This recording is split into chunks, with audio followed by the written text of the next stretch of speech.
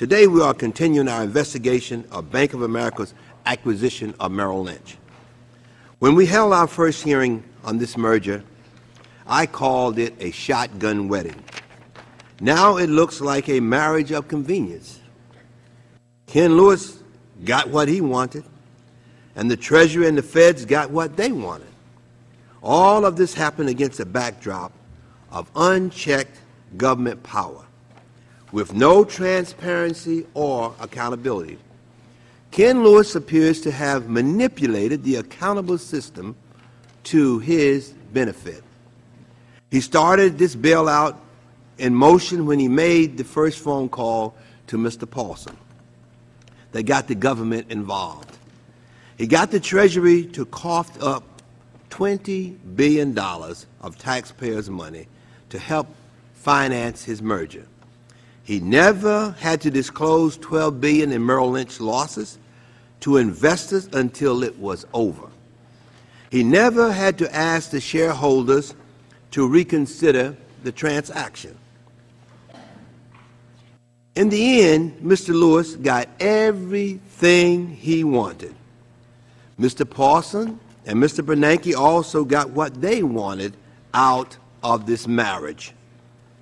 They got an uninterrupted merger that they believe helped to stabilize the market. The problem is that while all of this was going on, the American people, investors, and the Congress were kept in the dark. There was no oversight to determine whether this arrangement made sense. In my view, this is unacceptable and must be prevented from happening in the future. That being said, significant issues need to be resolved today. Was Bank of America really forced to go through with the deal, or was this just an old-fashioned Brooklyn shakedown? Did Ken Lewis threaten to back out of the deal in order to squeeze more money out of the federal government? If Mr. Paulson believed that Ken Lewis had demonstrated a colossal lack of judgment, why did he and Mr. Bernanke leave Lewis in charge of Bank of America? Did government officials tell Ken Lewis to keep quiet about the escalating losses at Merrill Lynch and the government's commitment to provide billions in federal funding? Did Congress make a mistake in conferring broad authority on the Fed and Treasury in October 2008 when the TARP Fund program was created? Should Congress have required more accountability, transparency, and checks and balances in the operation of the TARP funds? Perhaps Mr. Paulson will help us shed some further light on this transaction and help us to answer these questions. I look forward to his testimony this morning. I now yield 5 minutes to our ranking member of the full committee, Mr. Darrell Issa, for his opening statement. Thank you, Mr. Chairman, and thank you for being a full partner in this process. Mr. Chairman, I would ask unanimous consent that the gentleman from Florida, Mr. Stearns, and the gentleman from New Jersey, Mr. Garrett, be allowed to sit in on the panel pursuant to our rules and ask questions at the end of all other questioners.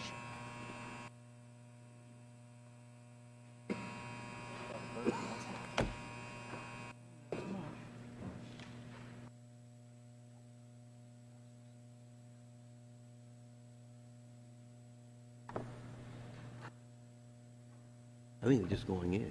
I think it's 10 o'clock. We're just going in. Okay. Thank you. Mr. Chairman, after reading former Secretary Paulson's testimony, it's clear that most of the basic facts related to this event in December of last year are no longer in question. Secretary Paulson has confirmed that he did tell Bank of America CEO Ken Lewis that if the Bank of America exercised the MAC clause and later needed assistance, then management would or could, depending on how you look at it, be fired. This is not in debate. As a matter of fact, the candor and clarity that the Secretary is bringing to us today is refreshing and helpful. The fact that the Secretary does not believe it is inappropriate perhaps we should look at in light of the times. Just as revisionists have rewritten what we were doing after 2001 to protect the homeland, we are already beginning to question whether, in fact, means used at the disposal of the Fed and the Treasury and the FDIC were inappropriate or appropriate now that, of course, a global financial meltdown has been averted. I think, in fairness, just like in the Cold War, had the Soviets come over the Czech border, we would have had to come as we are and bring what we had. What we had at the beginning of this crisis was, in fact, a Secretary of the Treasury, relatively new on the job, a Fed chairman, relatively new on the job, all of whom were being told, here's what's happening on a daily basis, do something about it. They came to us with a plan that I voted against, a plan to buy toxic assets for some $700 billion. But when they went back and started looking at how to execute after receiving it, it became clear that it was more complex, that it was more nuanced, that the needs were not necessarily for toxic asset purchases, and that it might not be in the taxpayer's best interest. So although there will be some things that I approve of and some that I disapprove of, I think today, Mr. Chairman, we have to consider with this last witness the situation that existed at that time, one in which the President had lobbied heavily for monies, but without anyone having a book written on how you get through these times. Wall Street perhaps would say that the end justifies the means. We have in fact been saved. Here in Washington, we're Monday morning quarterbacks. Monday morning quarterbacks say, in fact, if we have to play again next Sunday, how do we do better? What can we learn from what happened on the gridiron on Sunday? Mr. Chairman, that's our job here today. We have to ask some serious questions and use an expert witness as part of the process. We have to ask, what would he do differently if he had it to do over again? He may or may not be able to answer it. What should we do in order to glean the causes, the events, the solutions, and in fact, what regulatory changes will be necessary or at least considered if we are to be prepared to either not have it happen again or, as the Chairman said, provide the transparency, accountability, predictability, and rule of law the next time that may have been lacking in this once-in-a-century event. So, Mr. Chairman, on a bipartisan basis, I am thrilled that we are bringing to a close this three-part hearing process because I believe is helpful and will continue to be helpful, not just as oversight, but as a partner in the necessary reform. And Mr. Chairman, I might take note that just yesterday, all of the, on the House side at least, all of the commissioners for the 9/11 style financial commission that you and I worked on together were named. That's a beginning of what could be up to an 18-month process in which I believe that both of us and all the members of our committee will be working together to ensure that our reforms fit future possible challenges. I thank the Chairman and yield back. Thank you very much, Congressman Issa from California. This hearing is being conducted jointly with the Domestic Policy Subcommittee. I now yield 5 minutes for opening statement to the chairman of that subcommittee, Congressman Kucinich from Ohio. Thank you very much, Mr. Chairman. I don't think the question facing us today, with all due respect to my friend from California, is whether or not this is a moment for Monday morning quarterbacks. The question is whether taxpayers should have purchased the Bank of America franchise. Now, with Mr. Paulson's testimony today, it's an undisputed fact that then Secretary Paulson told Bank of America's Ken Lewis that the government might remove him and his board of directors if Bank of America abandoned its deal to acquire Merrill Lynch. It requires a judgment call to decide if Secretary Paulson was being justifiably tough in response to Bank of America's consideration of invoking the material adverse change clause in its merger contract, an arguably unwise but lawful action, which he viewed as a potential threat to the financial system at a moment of crisis.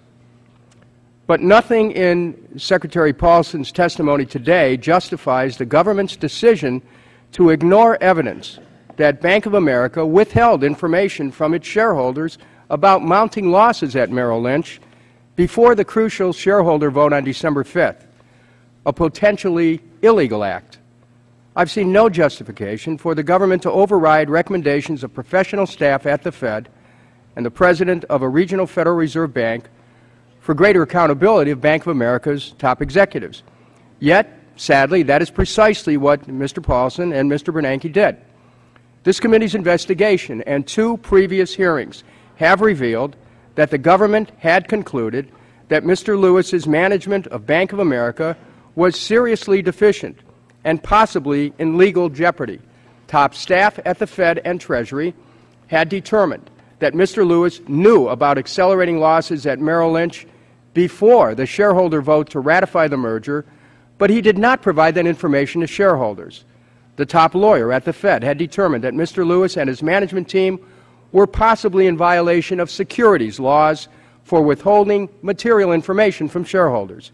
Top professional staff at the Fed had determined that Mr. Lewis and his management team had failed to do due diligence in acquiring Merrill Lynch and were not up to the task of identifying and solving the problems in which they found themselves in late 2008. Top staff at the Fed and even the President of a regional Federal Reserve Bank were pressing for a number of new requirements on Bank of America as conditions of any federal bailout in order to remedy the deficient management they perceived. If you look at the screen, appreciate if staff would put that up, you will see the supporting documents our investigation has revealed. In an email from a senior advisor at the Federal Reserve to Chairman Bernanke, quote, "There are clear signs in the data we have that the deterioration at Merrill Lynch has been observably underway over the entire quarter, albeit picking up significantly around mid-November," unquote. Next slide, please. From a restricted Federal Reserve analysis of Bank of America Merrill Lynch merger, quote, "BAC management's contention that the severity of MER's losses only came to light is problematic and implies substantial deficiency in the diligence carried out in advance of and subsequent to the acquisition. These were clearly shown in Merrill Lynch's internal risk management reports that BAC reviewed during their due diligence." Next slide, please. The potential for losses and other risk exposures cited by management, including those coming from leveraged loans and the trading in complex structured credit derivatives.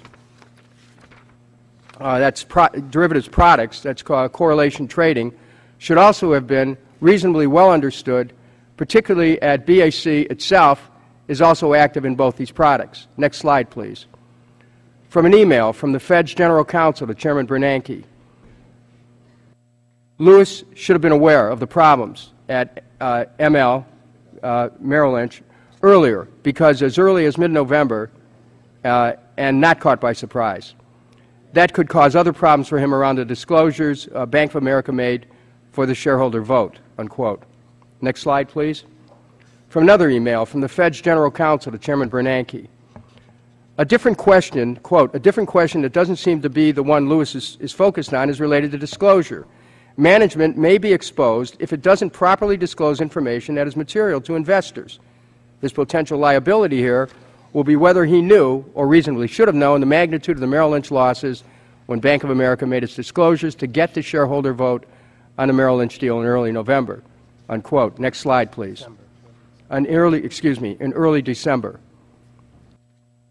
To get the shareholder vote on the Merrill Lynch deal in early December, unquote. Next slide, please.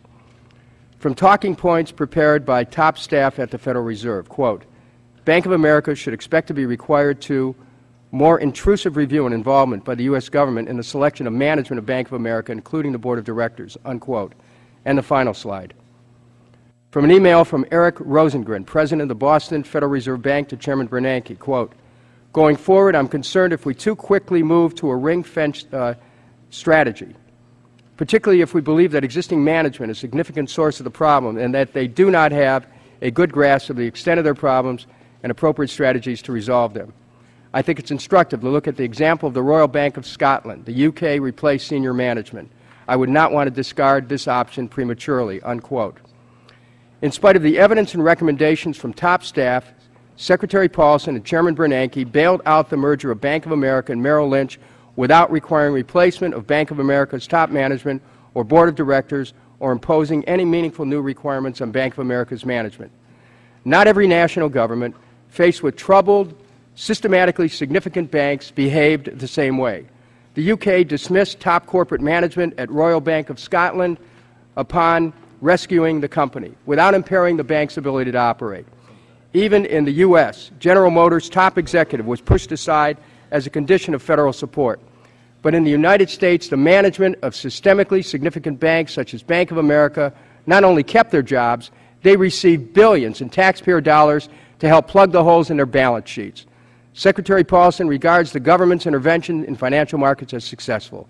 Certainly TARP and the Fed's many new lending facilities aid systematically significant banks and have bought time for those banks. But the lasting contribution— Will the gentleman summarize? I'll summarize right now. The lasting contribution of this committee's investigation will be exposing Treasury and the Fed's failure to require meaningful accountability from systemically significant banks in exchange for federal bailout. Not a single CEO of a systemically significant bank was removed from his job by government action for a misdeed or mistake, nor has a single CEO of a systemically significant bank fully explained his role in creating the circumstance of the financial crisis. The biggest, most powerful bankers have essentially received a free ride at taxpayers' expense. In conclusion, in choosing to bail out Bank of America without also removing its top management for their failure to do due diligence and for withholding potentially material information from shareholders prior to the merger ratification vote, the government sent a signal to the management of all systemically significant banks that their mistakes and their misdeeds will be treated differently and more gently by regulators than those committed by managers of mid-sized and small-sized banks. Over the coming months and years, it will prove to be a dangerously destabilizing signal that we will deeply regret. I yield back. Mr. Chairman, as a point of order, we, on this side at least, we have not received any of the documents that were displayed. Could we get copies of each of those that were put on the board, please? We'd be delighted to do so, without objection. I now yield to the gentleman from Ohio again, who is a policy, of course, the ranking member of Domestic Policy Subcommittee, Mr. Jordan. Thank you, Mr. Chairman. Let me thank you, Chairman Kucinich, Ranking Member Issa, for working with me and others to get this series of hearings here in front of the committee. I would also like to thank Secretary Paulson for coming before the committee today, and I look forward to, I think we all look forward to his testimony and the few hours we get to spend here with him. The fall of 2008 was a watershed time for our economy. Our economic challenges were felt the most by the millions of Americans who lost jobs, saw savings shrink, and their credit tighten. Unfortunately, the approach taken by the federal government, I believe, is dangerous, and I think many Americans would argue has not helped. Federal bailouts and federal stimulus packages are transforming our free market economy into a political economy. The federal government now selects the winners and the losers. The current issue before this committee is merely a symptom of the ever-increasing reach of the federal government into the everyday affairs of American businesses and American families. Should anyone be surprised by the way the federal government has administered the bailout program? With the $1 trillion at their disposal, little guidance and oversight, we have seen Treasury and the Federal Reserve behave in a way that can only be described as unprecedented. The evidence is clear. The federal government has used threats, intimidation, and I believe deception to impose growing command and control over our economy. With the increasing nationalization of everything from banks to car companies, runaway federal spending and deficits, higher taxes, government takeovers of energy, and potentially health care, all while the economy is deteriorating even further and more American jobs are being lost. The American people are saying enough is enough, and the American people want answers.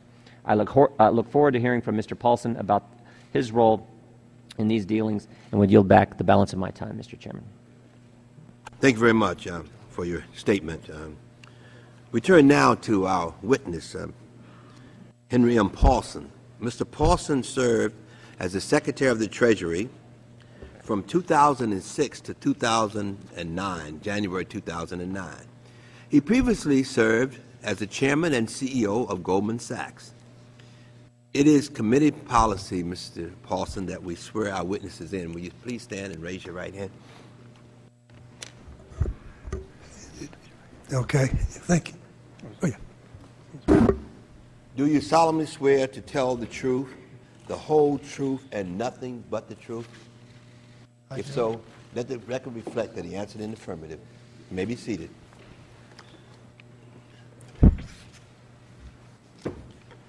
So, Mr. Paulson, you may begin. Okay. Chairman Towns, Ranking Member Issa, and distinguished members of the committee. I served as Secretary of the Treasury from July 2006 to January 2009.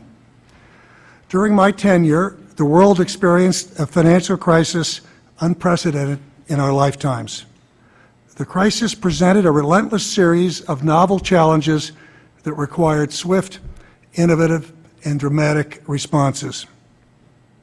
Had the crisis of 2008 been left to unfold without strong federal reaction and intervention, the world of 2009 would look very different from the world we live in today. Many more Americans would be without their homes, their jobs, their businesses, their savings, their way of lives. The crisis of confidence last fall threatened to disrupt our entire financial system, not just the institutions that had high credit losses on their mortgage investments, but all financial firms, whether weak or solvent.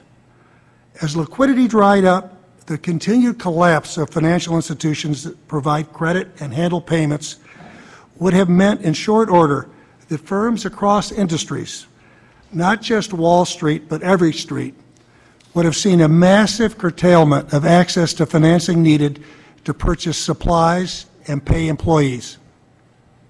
Missed payrolls would have quickly turned into even more millions of layoffs, and this in turn would have meant an even greater retreat of consumer spending. It would have been extremely difficult to break the momentum of this downward spiral. Now that the financial system is stabilized, we can and should take the time to learn the lessons of the past. In the midst of a rapidly changing crisis, our responses were not perfect, but I am confident that they were substantially correct and that they saved this nation from great peril. This hearing is about Bank of America, and in my prepared testimony, I lay out the series of events surrounding its acquisition of Merrill Lynch. There are three issues that are appropriate to address at the outset of this hearing. First, some have opined that I and other government officials allowed concerns about systemic risk to outweigh concerns about potential harm to Bank of America and its shareholders. That simply did not happen. In my view, and the view of numerous government officials working on the matter, the interests of the nation and Bank of America were aligned with respect to the closing of the Merrill Lynch transaction. Second, some have suggested that there was something inappropriate about my conversation of December 21st with Mr. Lewis, in which I mentioned the possibility that the Federal Reserve could remove management and the board of Bank of America if the bank invoked the MAC clause. I believe it was appropriate for me to explain to Mr. Lewis that the government was supportive of Bank of America and that it felt very strongly that if Bank of America exercised the MAC clause, that would show a colossal lack of judgment and would jeopardize Bank of America, Merrill Lynch, and the financial system. It was also appropriate for me to remind him that under such circumstances, the Federal Reserve could invoke its authority to remove management and the board of Bank of America. I intended my message to reinforce the strong view that had been expressed by the Fed and which was shared by the Treasury, that it would be unthinkable that Bank of America take this destructive action. Third, the suggestion has been made that I discouraged Mr. Lewis from making required disclosures to the public markets about losses at Merrill Lynch. That simply did not happen, and Mr. Lewis has denied it unambiguously in testimony before this committee. I would like to conclude with what is most prominent in my recollection of the events of last fall. What I recall most vividly is a nation faced with the threat of an unparalleled economic crisis and the efforts of the men and women from both the public and private sectors who worked hard to steer our nation away from that precipice. It was my privilege to work with them, and I am proud of what we have accomplished. Thank you, Mr. Chairman, and I'd be very happy to answer your questions. Thank you very much, Mr. Paulson. Now, we will begin with the question period. Each member in turn will have 5 minutes, of course, and I will begin As you can see, put the document up on the screen, Mr. Lewis of Bank of America claimed under oath to Attorney General Cuomo's office that he would have renegotiated the deal if you didn't tell him he could not do so. A lawyer says to Mr. Lewis, you can always renegotiate. Mr. Lewis says, not when you're told you cannot do it. Mr. Lewis is asked, would you have tried to renegotiate the price if you weren't told not to do it by Mr. Paulson? Mr. Lewis's answer to that is yes. Is it true then, Mr. Paulson, that you told Mr. Lewis he could not renegotiate the Merrill deal? Well, it wasn't quite that direct or specific, but I can be very clear that we viewed the invocation of a MAC clause, whether it was to renegotiate or just get out of the merger, as being very risky. The markets were driven by fear and uncertainty, and an invocation of a MAC clause, whether it was ultimately going to be resolved by the courts or be resolved by a renegotiation and a shareholder vote, would lead to an extended and difficult process. And the fact still remained that we viewed the MAC clause as being a legally binding contract. Was that a yes? Well, that was what I said. I said that we viewed, I viewed, and I know the Fed viewed, that the invocation of a MAC clause would be a serious mistake. It would be a colossal lack of judgment if he invoked the MAC clause, whether it was to renegotiate or whether it was to go through the courts. Yeah, I'm still trying to find out whether that was a yes or no. Well, and maybe it's not allowed. Did I order him directly? It wasn't that direct, but I did say that I thought invoking the MAC clause would be a colossal lack of judgment. There was no sound legal basis for it, and the distinction between invoking the MAC clause to renegotiate or go to the courts was one that for all practical purposes was not a significant one. Well, let me say, if he had issued an indicated fact that the MAC clause, that he wouldn't that be a colossal lack of judgment on his part? And wouldn't this have jeopardized his own bank and the American economy if he exercised the MAC? Yes. Yes, Mr. Chairman. It was a view of very experienced Federal Reserve lawyers that there wasn't a sound legal basis, and it is my understanding that there is no instance where a Delaware court has let a company use a MAC clause to get out of a merger. And this particular MAC clause even had a carve-out which carved out changes due to market conditions. My concern is that if you had those concerns, why didn't you just fire him? Well, I would say this. Remember, Mr. Lewis did not invoke the MAC clause. He did not do something that caused a colossal, that showed a colossal lack of judgment. Mr. Lewis was considering this, and his board was considering this, and they decided to fulfill their contract and acquire Merrill Lynch. Yeah. Well, it seemed to me that if he has this lack of judgment, I mean, how could you give him $20 billion? Seemed to me you would have just forced his hand at that point in time and pushed him out. Mr. Chairman, I'm making a distinction between an action that he might have taken, which he didn't take. If he had taken an action that showed a lack of judgment, I think then the regulator would have been irresponsible if the regulator didn't push him out. But he did not take that action, and they fulfilled their contract and they acquired Merrill Lynch. I'm running out of time here. Did you call Mr. Lewis or did he call you? in reference to this deal? In which of these calls? I'm telling you, is it true that Mr. Lewis called you in December 2008 and asked the government to get involved in the Merrill Lynch deal, or did you call him? No, the first time we heard of this was a call from Lewis.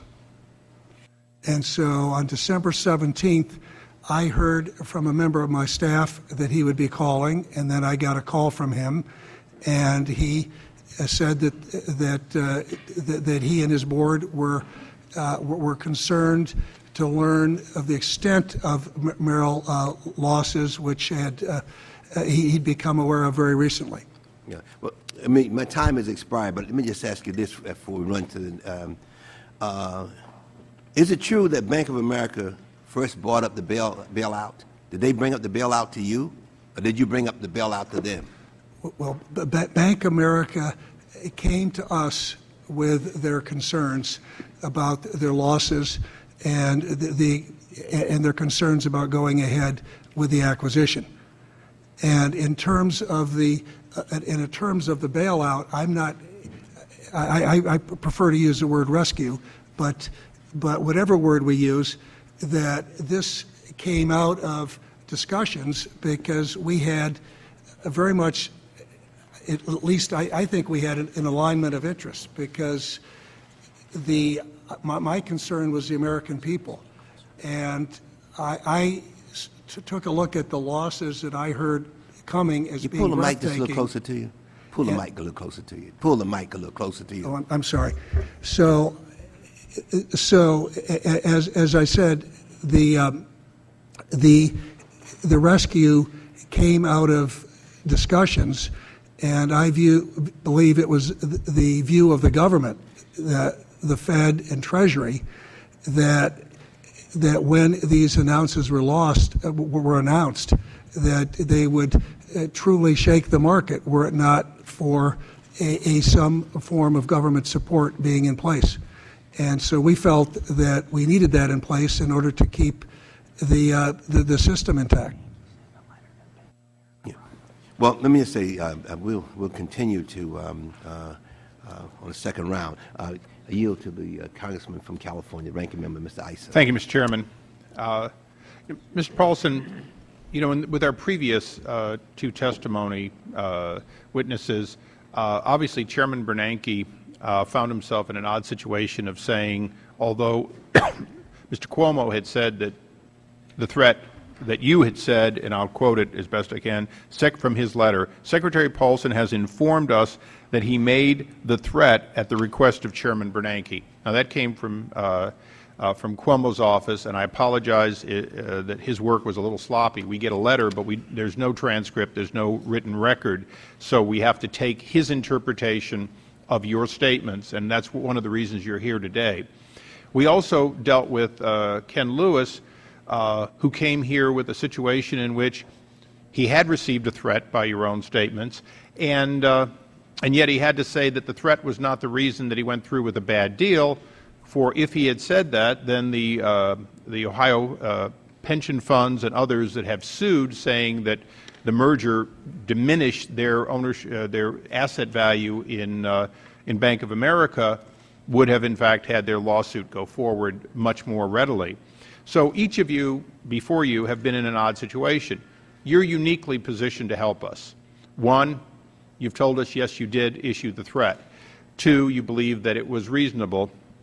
And I want to put it in perspective just for a moment, perhaps for historical purposes, go back to the first Gulf War of 1990, in which Margaret Thatcher said to President George Herbert Walker Bush, "Don't go wobbly on me, George," when she felt that he was not prepared to pursue a war against Saddam after he invaded and brutally treated the people of Kuwait. This was not a war, but this was an emergency situation. Your threat is admitted. Your threat was because you felt that there were clearly disaster if they didn't go forward with it. One more thing, I'd like to ask you to elaborate on that and how Mr. Cuomo came to give us the line he did.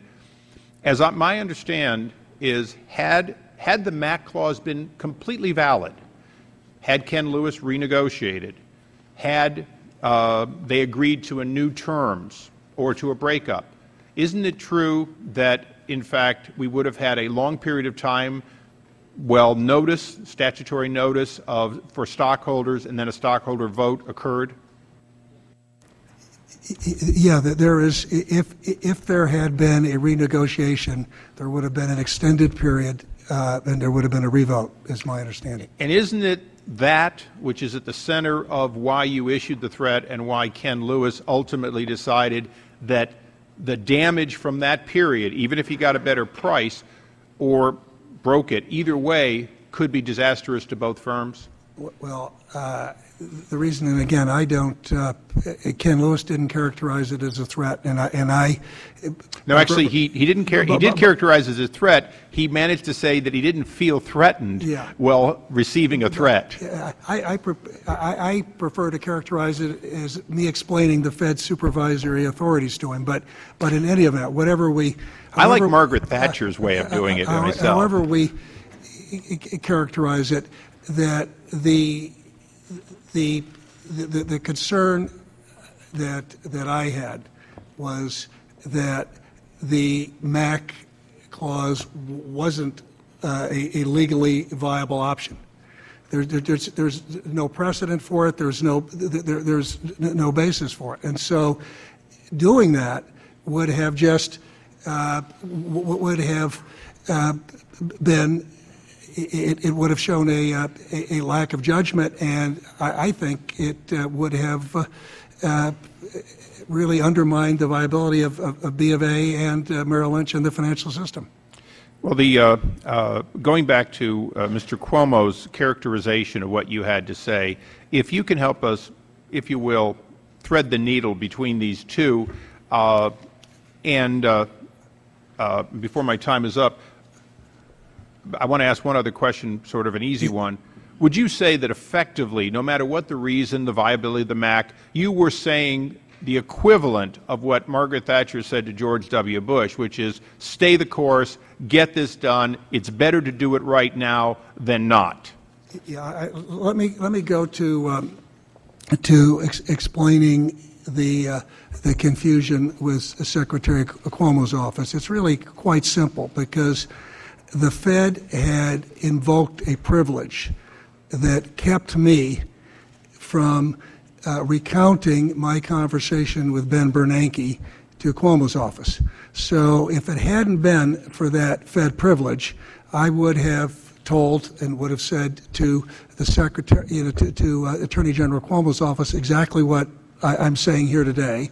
And so I think it's really quite understandable that this discrepancy in light of the Fed privilege, and right after Attorney General Cuomo's letter came out, I made a public statement where I said that my prediction of what could happen to Lewis and the board, that was from me, those were my words, but it was based upon what I understood to be the Fed's very strong opposition to B of A renouncing the deal. Now, and now to your last question, I was attempting to send a very strong message to Ken Lewis in terms of how strongly the Fed and Treasury viewed this matter.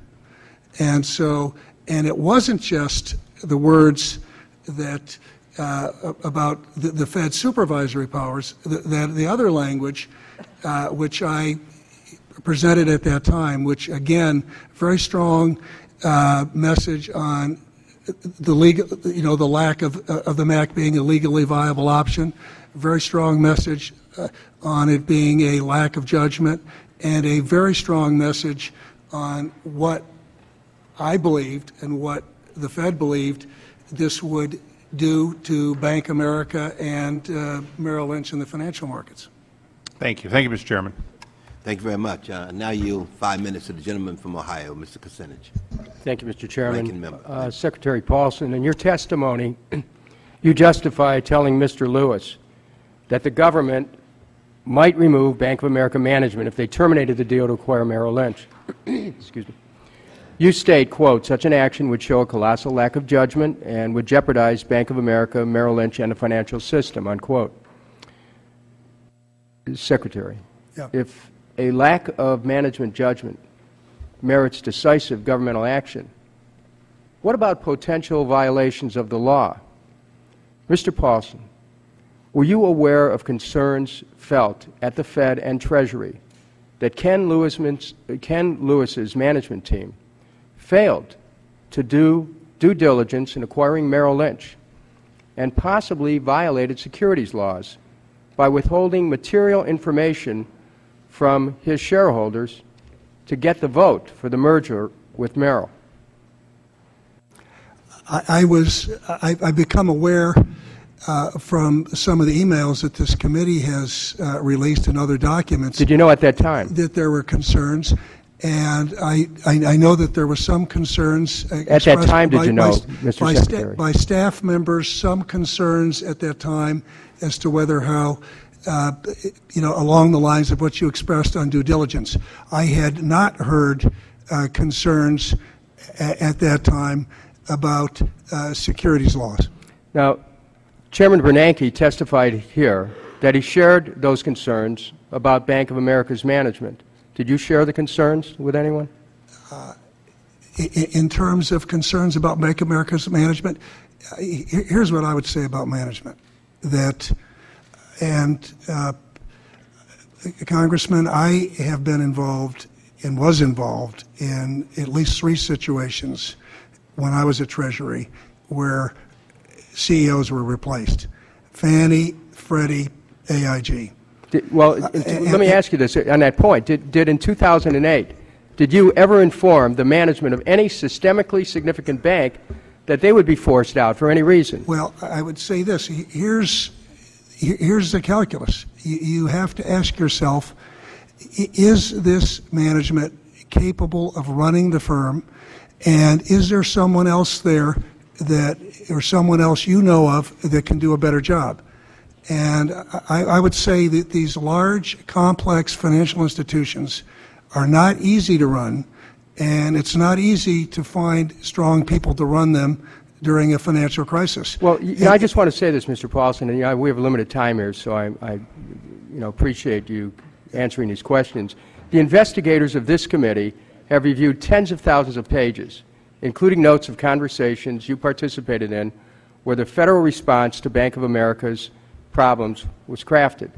These documents clearly show that you were an advocate of aggressive fiscal response. You advocated for a large cash injection, a very large asset protection plan.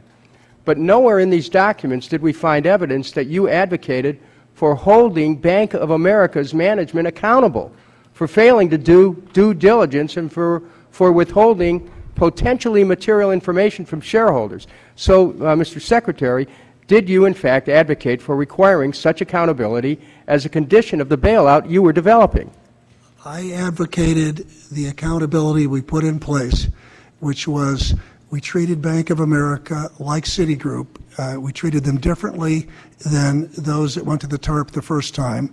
So we had tougher restrictions on executive comp, and we had provisions on foreclosure mitigation.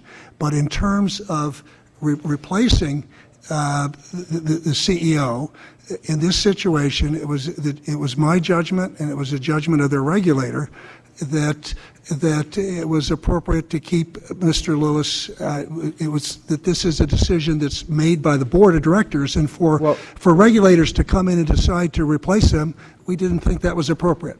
Now, Mr. Paulson, as you know, invoking the MAC, however ill-considered it would have been, was not against the law. Meanwhile, Bank of America's decision to withhold material information about a merger from shareholders and their failure to do due diligence are potential violations of law. Perhaps you can explain to this committee how a Secretary of the Treasury can justify punishing an unwise but lawful act while ignoring potentially illegal ones. Well, in terms of legality... Could you speak closer to the mic? Yeah, I would say in terms of legality, I think that's... I'm not... I certainly don't feel qualified to sit here and opine on whether there was an illegal action. And I certainly have not seen evidence of an illegal action, and that is in terms of the relationship between B of A and the capital markets and the relationship between B of A and the SEC. I think that's a matter for others to opine on. Gentleman's time thank has you, expired. I now yield to the ranking member, Mr. Jordan. Thank you, Mr. Chairman. I think as I look at this, I think when most people look at this, that they see a clear pattern of deception and intimidation. I don't think there's anyone in this room who doesn't believe that you guys intimidated Mr. Lewis. I think it starts at the October 13th meeting when you called the 9 biggest banks to Washington. They didn't know what the meeting was about. The whole meeting took 45 minutes. You slide a piece of paper across, they have to sign it and write in the amount of TARP money they're going to take. And I think it continues. But my biggest concern is this. Again, what I've said is a pattern of deception, because I mean, and this is the concern. I think American people need to see this situation because it sheds light on where we're headed. We got Car Czar, Pay Czar, 21 other czars. We got Auto Task Force. We got unprecedented involvement by the government in the private sector, and coming soon to families across America. We got this comparative effectiveness boards want to decide what kind of health care you got to get. So it's important we see what happens when you give this kind of involvement to the federal government. So I just want to walk you through a series of things that took place in this acquisition, and then ask you a question at the end. First of all, I want to start with what some people would describe as an exaggeration. You said the world was going to end, everything was going to be terrible if in fact this deal didn't get completed, and yet there are people at the Fed like Mr. Ashcraft who said the doomsday predictions were, quote, little over the top. You timed the release of information, so you kept the American public in the dark. You only gave verbal assurances to Mr. Lewis. You wouldn't put anything in writing. You didn't want that out. You made sure that Ken Lewis's testimony to Attorney General Cuomo, he said, Mr. Paulson said, we don't want a disclosable event. We have the Angiulo email which said if Merrill decides to file early, we want to steer Merrill to a later filing date. So you controlled when the American people could get this information, even though you're using $700 billion of their money. You deceived the regulators. We have the Attorney General's letter to Congress. And I quote, Secretary Paulson did not keep the SEC chairman in the loop during discussions and negotiations with the Bank of America. The Office of the Comptroller of the Currency was also kept in the dark. We have letters, email from Brian Peters from the New York Fed, where he's talking about an upcoming conference call, and he's, quote, given the presence of the OCC on the call, I think we should not discuss or reference the call with Ken Lewis and Secretary Paulson. Maybe most importantly, and I just want to read from, our staff did good work. I want to read from the memo they put together. You kept the Financial Stability Oversight Board in the dark as well. And let me just read this. Not only did Mr. Paulson and Mr. Bernanke deliberately keep the SEC and OCC in the dark about events at Bank of America and Merrill Lynch, you also failed to raise the issue at 2 consecutive meetings of the Financial Stability Oversight Board, which Congress established to bring oversight to TARP. According to the minutes of these FSOB meetings, it was not until the January 15th meeting that you and Mr. Bernanke informed the board of the government's plans for additional bailouts of Bank of America in connection with the Merrill Lynch merger.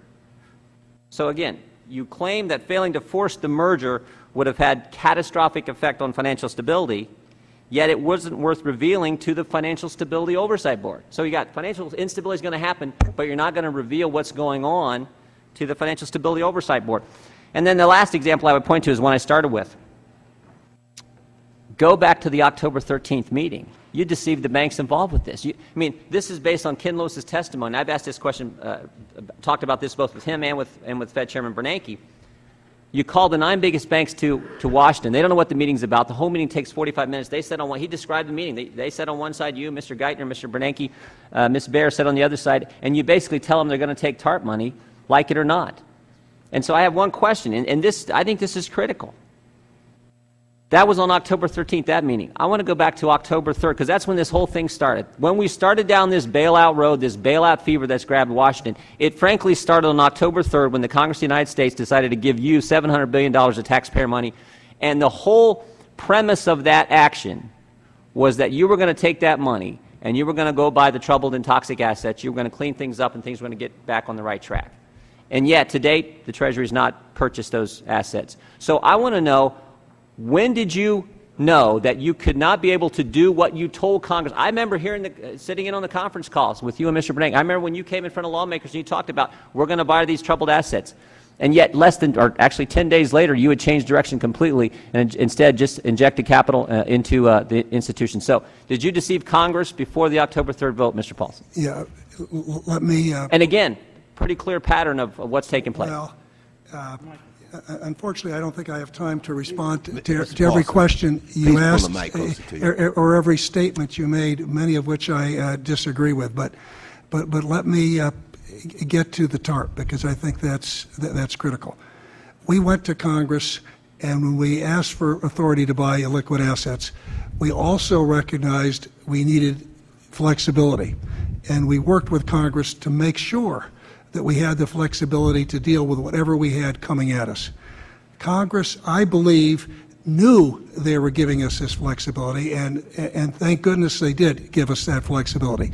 Now, what happened in the last few days before we got the TARP legislation, which passed on October 3rd, and in the week after we got the TARP legislation, the markets continued to freeze up.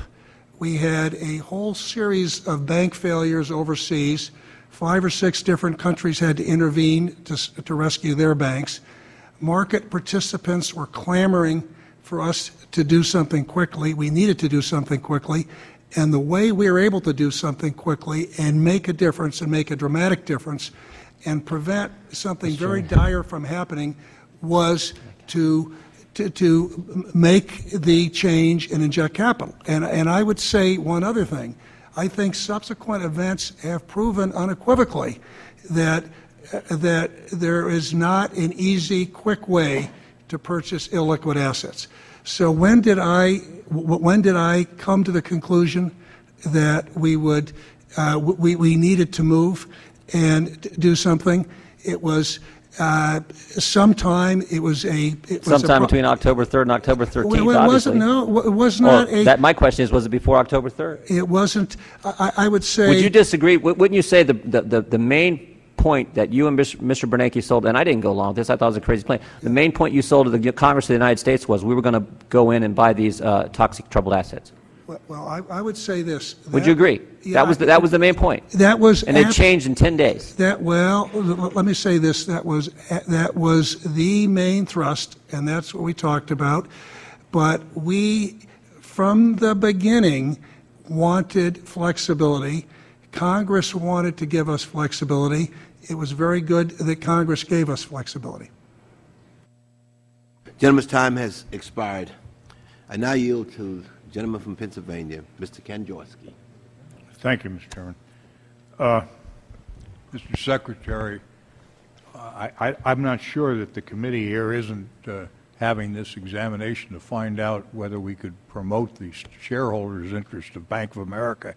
That seems to be what you potentially violated. But I'm going to give you an opportunity, since this is your first testimony before the Congress, to be a little more explicit and descriptive of the situation that happened on September 15th, the 18th, and then on October 3rd by act of Congress. Processes were taken so that we can return. You heard my colleagues on the other side seem to suggest that you overreacted, that there was a exaggeration of difficulty, and that in some way abuse of power occurred on behalf of yourself and the President and this Congress in acting precipitously in the fall of '08 in this disaster. Now, we've had the occasion to have Chairman Bernanke before this committee and before the Financial Committee on 3 or 4 times, and I always ask the question of them to make sure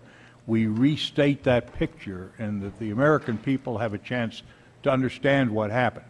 And I dare say, for criticism, I think both yourself and Chairman Bernanke and the new Secretary of Treasury have failed to inform adequately the American people as to what meltdown meant.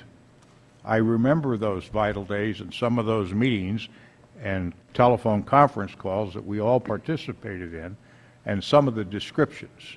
And I don't want to provide that testimony, but I'm hoping that maybe you may remember whether questions of law and order were asked, whether questions of the capacity to feed the American people for what period of time were asked. I'm not going to say what I remember the answer to be, but I think when you give the description now, something dire had to be stopped from happening. That's great for you to understand that and those of us that were there. But that doesn't mean a damn thing to the American people.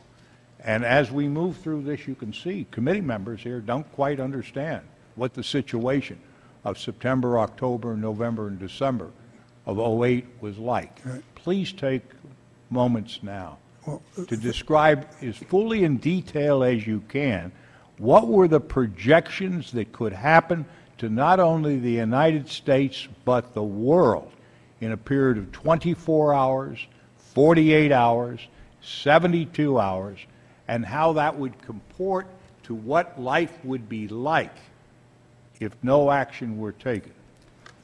Congressman, thank you for the question. And one of the issues we dealt with at the time was the more explicit we were, the more graphic we were, the more this would terrify the American people. The more it would terrify the American people and lead to an even greater economic problem.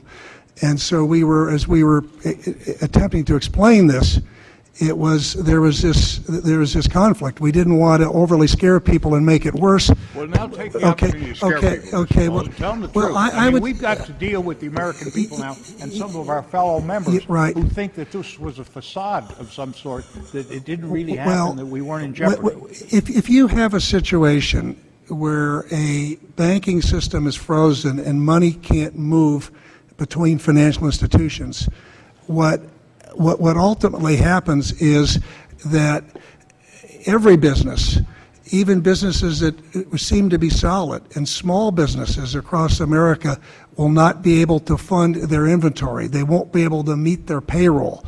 That you will have when a financial system breaks down, the kinds of numbers that we were looking at in terms of unemployment was much greater than the numbers we're looking at now. People in the streets. And of course, around the world, it is very significant because I remember talking with, for instance, German leaders who were explaining to me that people in the old East were unhappy with the big discrepancies in wealth, but they at least believed in the system and believed in some form of market-driven capitalism. But that if we had a meltdown of the system, it just could lead to chaos or people even questioning the basic system, and so. There was. Let me put it a little more succinctly because we are running out of time. Yeah. Mr. Polson, I was in New York the other day, and I had this very discussion with a lot of your former colleagues on Wall Street, and we talked about what could have happened if the President, if yourself, and if the Congress had not taken action. And the one member I remember sitting at the panel described it that he said that the people that have talked about we would have gone back to the 16th century were being optimistic. Well, it is, I try not to use hyperbole and explain something that is, it's impossible to ever prove now that it didn't happen. But at least I believe, when we had this debate, I had some people say, well, listen, look at everything that's been in place since the Great Depression.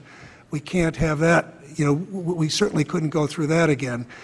I looked at it the opposite. When I looked at in a world where information can flow, money can move with the speed of light electronically, looked how fast this liquidity went, looked at the ripple effect, and looked at how when a financial system fails, a whole country's economic system can fail. I believe we could have been gone back to the sorts of situations we saw in the Depression. I remember asking Ben Bernanke what he thought the world would look like, and he said, well, just take a look at what happened in the Depression. But I didn't spend a whole lot of time thinking about that because I knew it was going to be very bad, and I never wanted to experience very bad. I didn't